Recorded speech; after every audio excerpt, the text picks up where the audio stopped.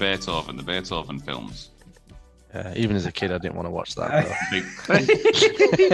The big dog, the big Saint Bernard. There's one in particular. I remember being really confused that the girl in it was called Rice. That really confused me. But I've never seen them. Oh, for that reason. One of them. I'm pretty sure one of them was quality. Yeah, I mean, it doesn't have the trappings of being a good film, does it? But I remember loving it as a kid. I remember being pretty certain that National Lampoon's was Beethoven at one point when I was a kid. It's a good film.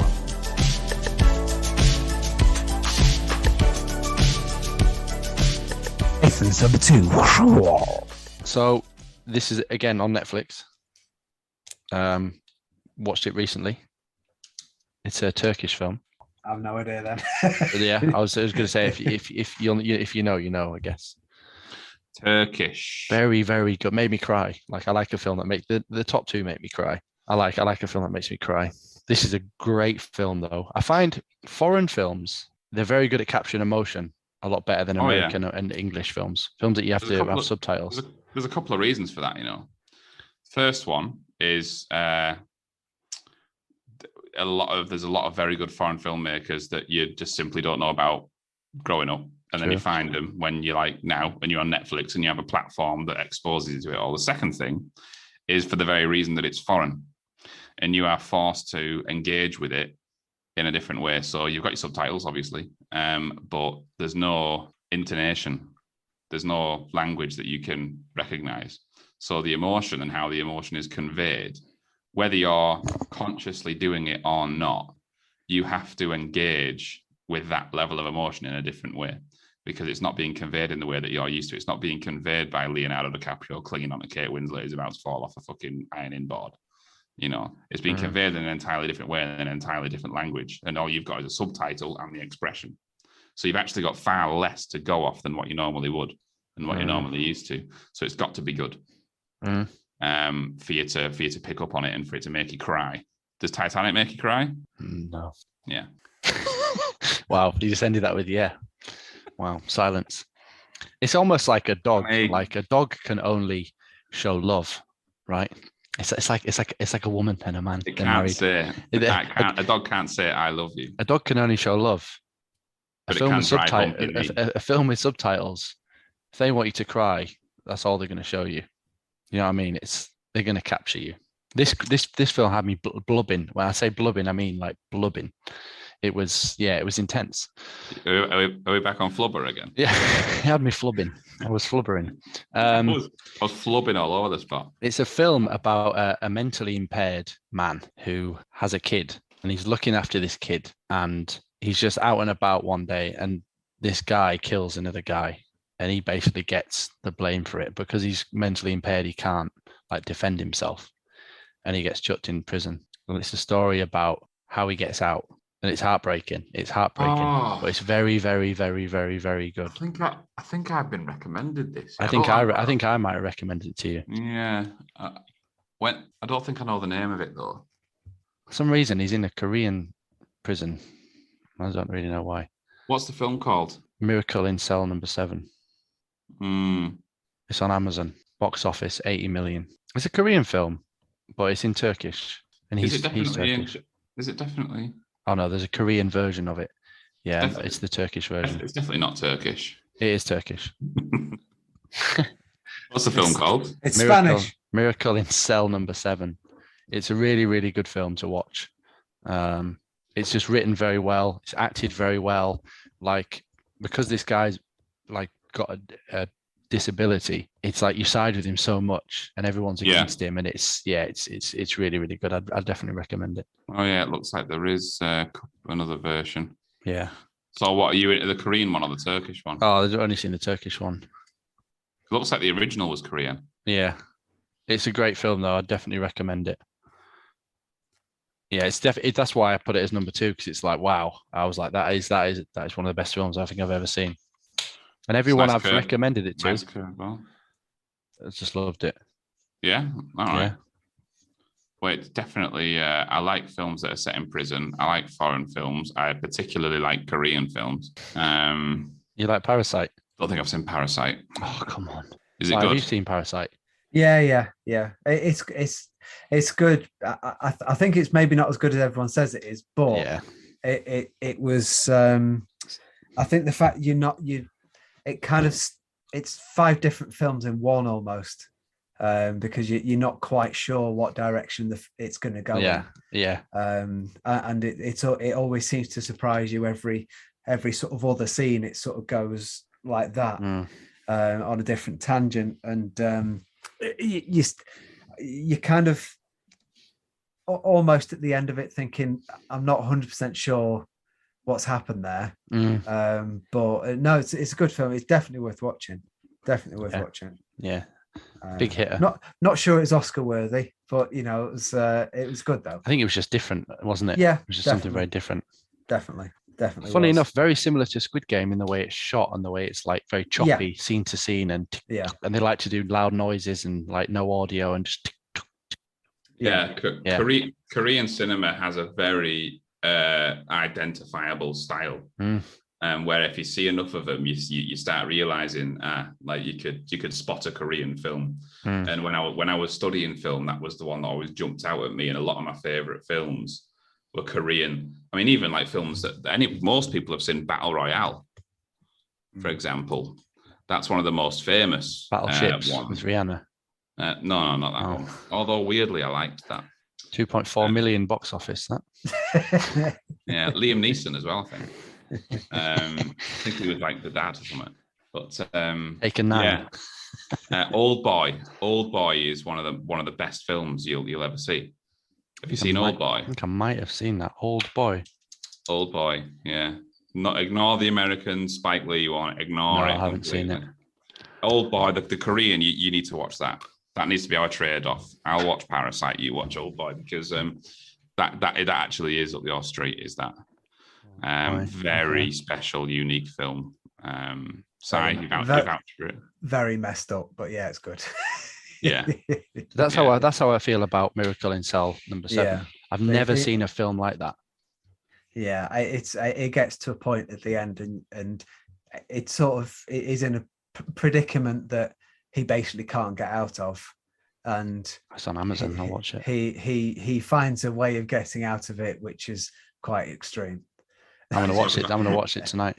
Yes, Oldboy. Yeah. Yes, you got to ring me. Have you seen? Have you watched Lion? Another film that made me bawl my eyes out. True story. Yeah. This is another one that people have mentioned. Indian kid goes missing, basically gets lost, gets orphaned, walks to the city, gets orphaned, goes to an orphanage, and then this Australian family come in and go, we'll take him back to Australia. Gets back to Australia, grows up, and he's like, I want to find my mum. He basically was with his brother when he was a kid, and his big brother said to him, wait here.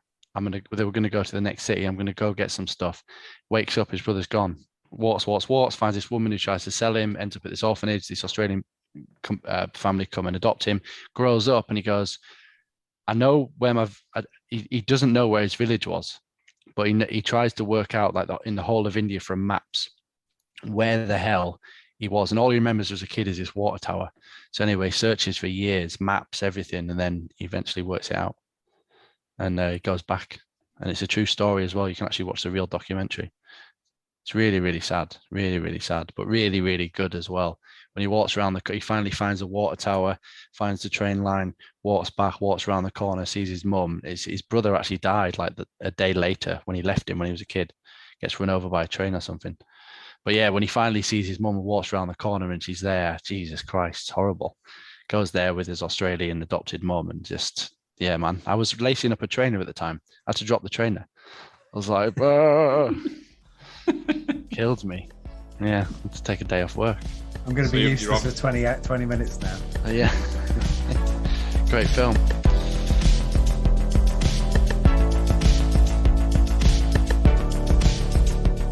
Are you ready for the big hitter?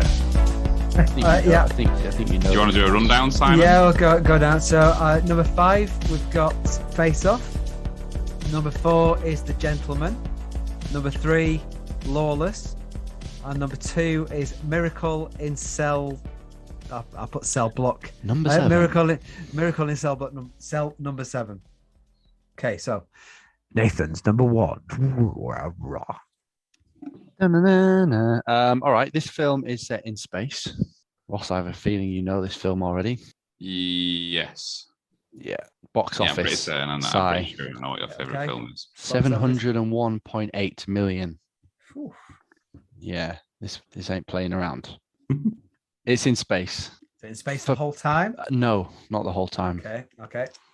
Space is a tool to achieve the goals that they're trying to achieve. Okay. Any guesses? 2014. Let him play around with those facts.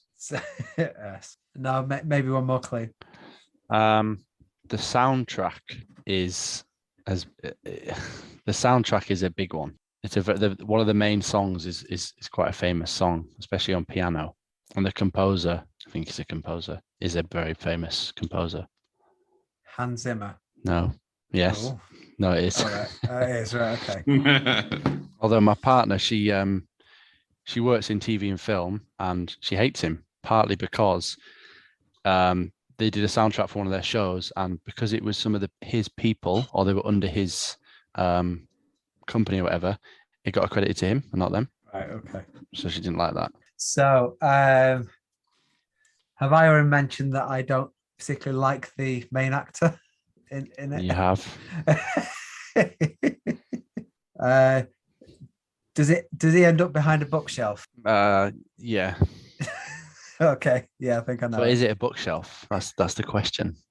I didn't care at the end. You didn't like the film? Anyway, so your number 1 film is Interstellar. It is. Yeah. Love Very it. good. Love the soundtrack. Love the film. Makes me cry. Great film. I think it's just the way it's. Yeah, man. The way it just wraps it all itself together. Can you explain the ending then? No, not really.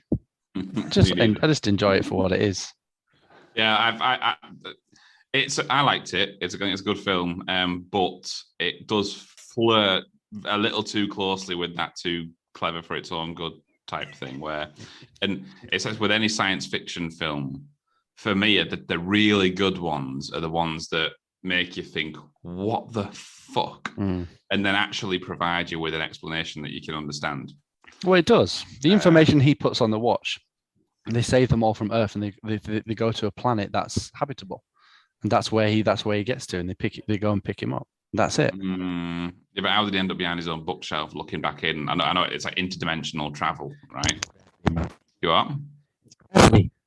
I've lost you. We've lost your mic. It's gravity, isn't it? No, it's not Gravity. No, that's a different film. No, that's Sandra Bullock. That's Sandra Bullock. That's another great film as well. No, it's Gravity. That's the idea behind it. It's the gravity of the messaging that he's doing. Is it Gravity? No. I fucking love this film. Talking about dimensions, he basically he travels to another dimension, and that enables him to exist in it. But he basically exists in he traverses space and time to exist in the same space as his past self, looking at himself objectively, which is it's all just a bit mincy. No, he travels all that way. He ends up over a black hole. He ends up going through the black hole, goes through a load of dimensions, and lands behind a Billy Bookcase. Yeah. Yeah. You'd be gutted, wouldn't you? If I went that far, I went through dimensions, and I ended up like just looking at myself through that window. I'd be like, are you kidding me? It. He was the ghost. He was his own ghost, like communicating with his daughter. That's amazing. No? Yeah. Come on. Yeah. The concept itself is fantastic, and then when he walks in to see his daughter, and she's like an old woman, that's me. I'm in bits. I'm just like crying, and she goes, Murph, and I'm like, you gotta go get Murph. She's on that planet. Matt Damon's a cock in that film. He's a knob. I'm sorry. He is, and he's Matt Damon's cock. He is a cock. Oh. Yeah, he's a knob, isn't he? Because he sends the reason they go to that planet is because he sends a signal out to say, hey, this planet, we could live on this planet. And when they get there, he's walking out with him and he goes, I lied, and then tries to kill Matthew McConaughey and get yeah, back and right. leave them. He wants to get off. He's been sat there for years. You just reminded me. That's the reason why I didn't watch The Martian for years. I thought that was him on that planet. Just yeah. I thought that the same. character. Yeah. It's like that's going to be boring. Yeah. I've never seen that film right to the end. I've tried 2 or 3 times, but he's in a lot of space films. The Martian where he the Martian where he jumps from one spaceship to another. Yeah. I don't know. The Martian. Martian, yes. Martian, where he's flying up and he jumps from one like spaceship to another in space. Is that George Clooney in Gravity? No. That's a great film, though. Gravity was Sandra Bullock. Was a mental thing to see in the cinema because that was tense. That was scary. What happens? Just to get fucked up, man. I can't remember what happens. That's the one where he's sat in that pod and he's dreaming. It's going beep, beep, beep, beep, beep. Sandra Bullock and George Clooney, isn't it? Yeah. They basically, the little aircraft they're in goes completely wrong and they've got to try and get back to Earth. Yeah. But that's the great bit in Interstellar where before he goes through the dimensions, they're coming up and the station he's trying to get onto is just spinning incredibly fast. And he has to try and line it up. And they're both just sat there and the tune's playing the dun, dun, dun, dun, dun, and then dun, dun, dun, dun. It's not a club tune, but it went off on a completely different song. But it's like Tiesto, wasn't it? They're playing Born Slippy that was playing it. Cornwall Chase, I think the song's called, and they're playing it as he's trying to, and it digga digga digga digga digga digga digga digga digga. Oh no, it was Wigan Pier '98. Yeah. Fatboy Slim on it. PJ and Dunks. I think it was what were they called? Mad Boy Killer Crew or something. Ministry of Sound Volume 2. Great film though, you know. Yeah. I did think it was a good film, and I also don't have any problem with Matthew McConaughey either. Yeah.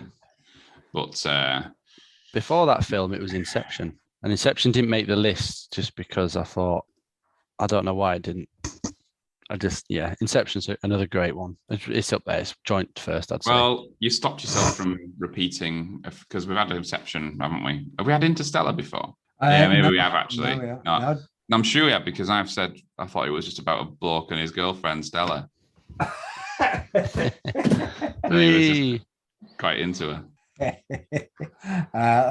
me have a very quick look. Well, Inception, Shutter Island, two quality films. Oh bloody hell! You just throw on Shutter Island in there. That's because that's the ending of Shutter Island's a really interesting one because the way he says to him, it's better to live. What is it? Live as a crazy man and live a free life, or die as an honest man, or something. Which makes you think, is he crazy or has he just said that so? Well, that's the argument in it. It's was he crazy the whole time, and he does just go through this cycle. And it comes back to what we talk about a lot on this podcast: is the unreliable, the distrustworthy, untrustworthy protagonist. Is you've been following and trusting the narrative and the story of one man, and then as you get towards the end of the film, the question is, was he honest with you, or was he lying to you, or is he mental, or whatever? And you got to try and suss it out. And there's no real, because there's a book, it's Shutter Island, and it's written by a guy called Dennis Lehane. So I watched the film and read the book, and Dennis Lehane also worked on the screenplay for the film. And the book is almost identical. There's a bit more backstory to the characters, but it sort of starts and ends the same way, which was a bit gutting because I went to read the book hoping that I might get more answers. Well, it's the same like the ending of Inception, isn't it? Because the top's still spinning. Although I think the director came out and said when a certain person's in a scene, he's not dreaming. And he left it at that, I think. No. The director told is it Michael Caine? No. Who? In Inception, who is it? Tom Hardy. No, there's always Michael Caine's in it. Leonardo DiCaprio. It's Michael Caine, yeah. So basically, I think he told Michael Caine, when you're in a scene, he's not dreaming. And I think it was Michael Caine came out and said it during like a press conference, and the director got really pissed off with him. Like he basically saying you shouldn't have said that. You should have left it open because the thing was spinning on the table, and when it stopped, he wasn't dreaming, but it carried on spinning. Then the film ended. Yeah, so you never know if it's real or not. Yeah, but then he said to Michael Caine, when you're in the scene, he's not dreaming, and he's in the last scene, and then that came out. Dreaming, so it is real. Apparently, yeah. It was real. Spoiler. Bit of closure. Spoiler alert. I don't know. We haven't added Interstellar yet at all. Well, there you go. Maybe we were just talking about it then. Yeah, maybe. Or maybe it was someone's reject. I mean, we might have been talking about Chris Nolan. Yeah. Because I think I remember somebody, I think Gage's, one of his was Memento. Yeah. Which is a Chris Nolan film. Mm. And Frank had Inception. Yeah. So we've had a few Nolan. Nolan is a popular director, isn't he? Yeah. What's he done? Well. What's he called? John Nolan. Christopher Nolan. He did all the Batman. He did the Batmans, all Christian Bale Batmans. He did Inception, Dunkirk, Interstellar. Wow. Yeah, Dunkirk, Prestige, Tenet. Following. Wow, yeah. And Director there. He hasn't written these, has he? A director. Yeah. And the one you mentioned before. No, that was Danny Boyle. You are. What? That Danny Boyle was Slumdog Millionaire. Oh, Yeah, that's it's Danny in Boyle. the list here of Chris Nolan. Maybe produced it or something. All right. Danny Boyle definitely directed something. The one you mentioned before, Tenet is another Chris Nolan one. Yeah. Yeah. And that's someone's son, isn't it? In Tenet, the lead actor. It's what's his name? What's his name's son? It's John David Washington. His dad is who's his dad? Denzel Washington. Denzel, yeah, that's it. Right. He's in quite a few things now as well. This guy actually. He's in. Have you seen Black Klansman? True story. Yeah, loved it. Good film. Yeah. Adam Thingy was awesome in that film as well. Adam Driver. You got a bit distracted, did you, Ross? Grinder? Did you get a notification? But yeah, he was quality in that and on that app.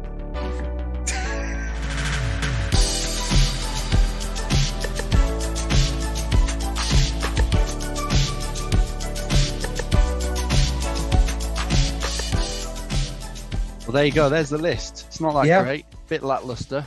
That was a good list. It was actually far more exciting than I expected it to be. Actually. Oh, that's great. Thanks for that, Ross. I thought we were going like Star Wars, Lord of the Rings, Forrest Gump, and then maybe like a Starship. Forrest Gump was nearly in there. I don't fuck with Star Wars, man. No, I didn't think you did. Boring as hell. Ooh, just unbelievable as well. Just like, I can't believe this. It's not real. You've already upset me today. Now you're gonna Simon as well. You believe a man that goes through a black hole ends up behind his own bookshelf? Yeah. That's believable, is it? Matthew McConaughey, he can do what he wants. Can he now? No, I don't mind Star Wars. A Phantom Menace was a big one for me. But then even when I watched that at that age, I refused to go back and watch the rest. I've watched the recent ones. I thought they were all right. But so you've not seen any of the originals? No. So you've seen every Star Wars except A New Hope, Empire, and Return of the Jedi? Yeah, I think so. Just boring. They look boring. I just don't want to waste my time watching them. Are they worth watching? They're better than any of the others. You've watched the worst ones effectively. Right. Yeah. It's true. It's weird, isn't it? I think some people have hang-ups about the year of something. They just assume it's going to be shit. Yeah, I'm just like, this is old. I don't really want to watch it. Just looking at just all of it. No, 25 years before Flubber, so he's not interested. Have you guys seen the new Matrix? But just remember, Nathan, you're going to be justifying how Interstellar doesn't look shit in about 10 years' time.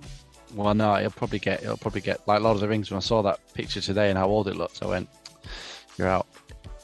It'll get pushed out. Don't worry. What did you just say? No, have you watched the new Matrix? I've heard really bad reviews.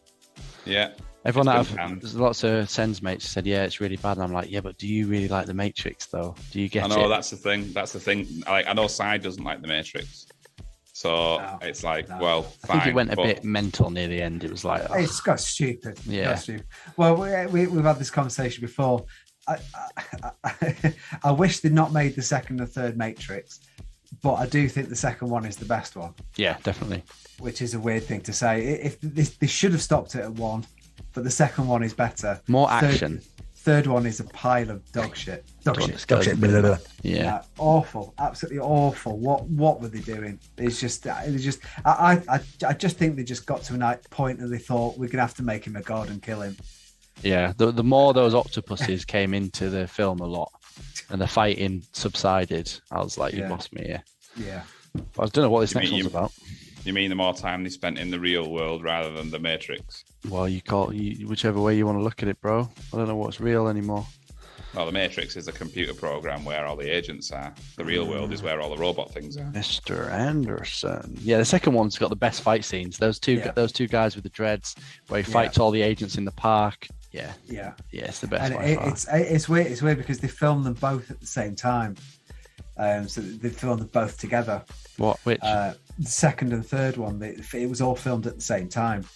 And it's surprising how right they got the second one and how wrong they got the third one whilst filming them at the same time.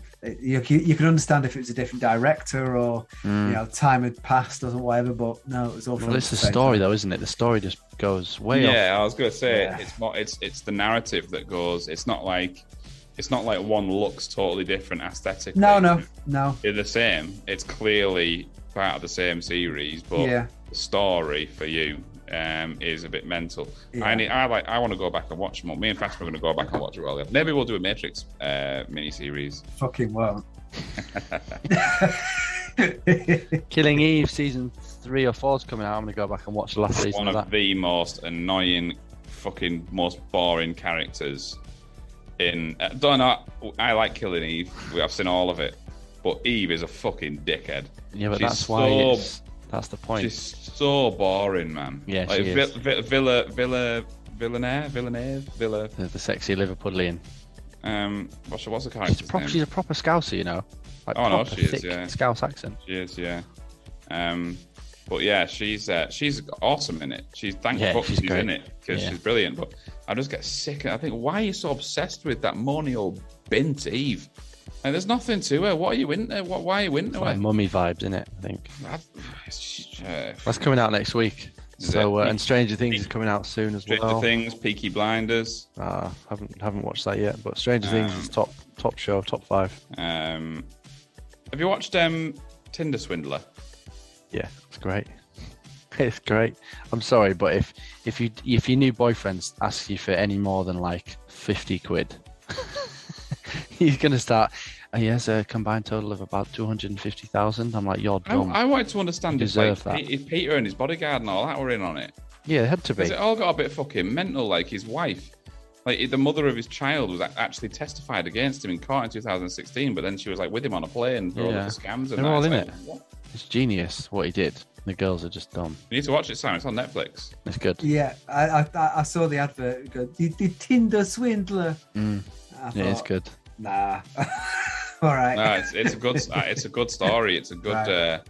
It's interesting. It's good. I mean, if you're into that sort of thing, obviously there's a bit of a trend of this, isn't there? But they are good, and it's like, what? It just sort of bats your head a bit. And I must admit, you get caught victim shaming a bit. You do get caught victim shaming. You do, because when we all watched it last night, and like after the first like 30 minutes or so, I was like sat there going, "Are you fucking stupid?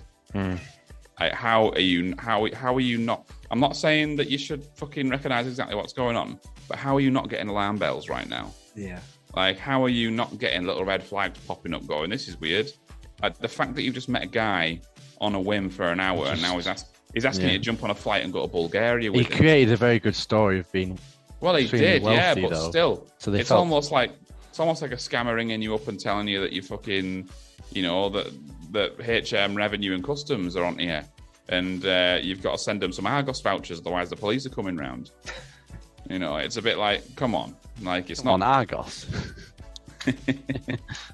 I get a bit antsy if like one of my best friends asked me for 20 quid, let alone somebody that I've just met for an hour. They were in love. I loved Simon. He was very good, darling, baby. Simon Levy. Be together, baby. Right. You're me, baby. I want you to be the mother of my children. That's how I see you. You're the mother of my kids.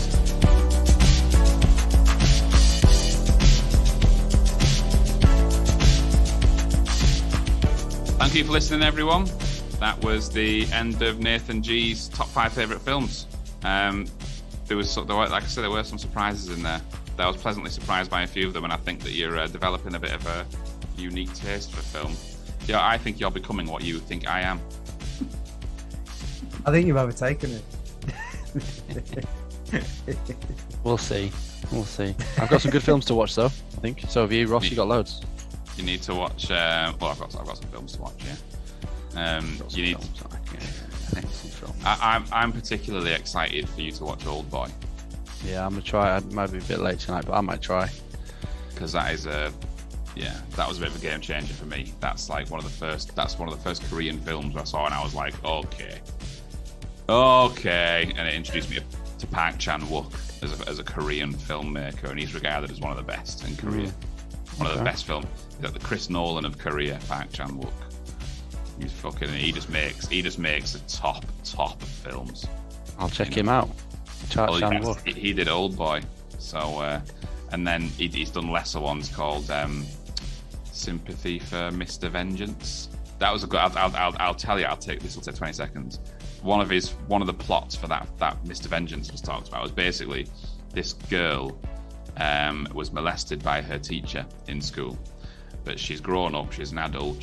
Has various traumas from the abuse that she suffered at the hands of this teacher in school.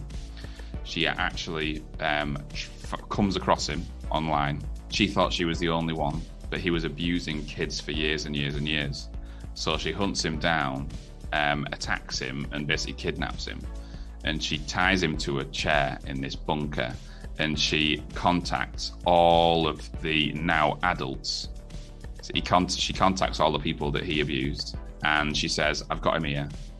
You can do whatever you want. You're just not allowed to kill him or do anything that's going to make him pass out. I want to watch it. I'm giving everybody the opportunity to confront this guy. But obviously, he abused them when they were kids. They've grown up, and it talks about the various things, how it's affected their lives as adults. And they go there, and she's like, some people just see him and break down. Some people try and talk to him. Some people try and kill him, and she's got to hold him back because you're not allowed to. She needs to give everybody the opportunity. So she's like, don't kill him. If you hurt him, you can hurt him. You can fucking chop limbs off, but you cannot. Don't tell the ending because I want to watch that. Yeah, so that's a Park Chan-wook film. I'm actually gonna have some pak choi for dinner. Oldboy is a guy who gets kidnapped off the street completely randomly. He wakes up in this room, and he spends every single day for 20 years locked in a room, and he has no idea why. And after 20 years, he gets released, and there's he gets a message he gets a phone, and this guy says, I'm the one that's kidnapped you 20 years ago. You have got 5 days to find out who I am and why I've imprisoned you for 20 years. And if you don't find out, I'm going to kill everybody you have ever loved and everybody you will come to love. He's been in there for 20 years. He doesn't love anyone, does he? Yeah, and that's the idea behind Oldboy. All right, I'm going to watch that tonight. But that Oldboy is the best. Oldboy is the best one. Yeah, I'm going to check it out. The guy in Sympathy for Mr. Vengeance is the guy from Parasite. Oh, is it? Yeah. Yeah. I've watched a couple of Korean films. You do see the same couple of big actors. All right, appreciate it. Yeah. Well, thank you very much for doing that, Nate. No worries. Thanks for joining us. See you again next time. See you later.